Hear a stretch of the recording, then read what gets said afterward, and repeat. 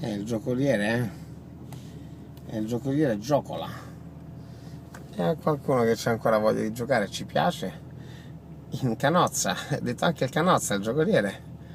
Ha tirato su le sue bolas. Mette la sua arte a modo suo, il suo essere, il suo estro. Il suo lavoro. Ce la mette tutta, ti distrai, vieni qua maschio, vieni qua, vieni qua, vieni qua, vieni qua, dai. Il gioco si paga, il gioco si paga sempre perché c'è di... Ciao maschio!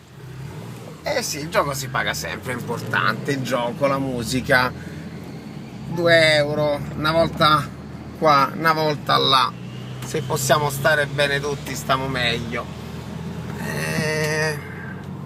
Ti distrae, ti rilassa.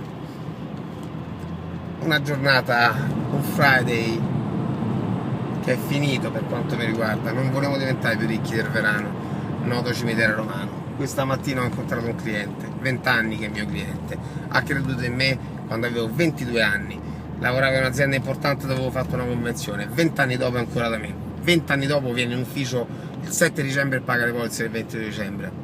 Per me questa è un'ostentazione positiva. Game over, stiamo bene così, ne riparliamo lunedì. Off, ho chiuso tutto quello che dovevo chiudere, non mi porto dietro la scia, la cometa lasciamola a Natale e adesso pensiamo a noi stessi, egoismo e alla famiglia, massima espressione di altruismo. Un po' a noi stessi, un po' alla famiglia, per far sta bene tutti, anche chi gioca al semaforo, in canozza. Viva la vita!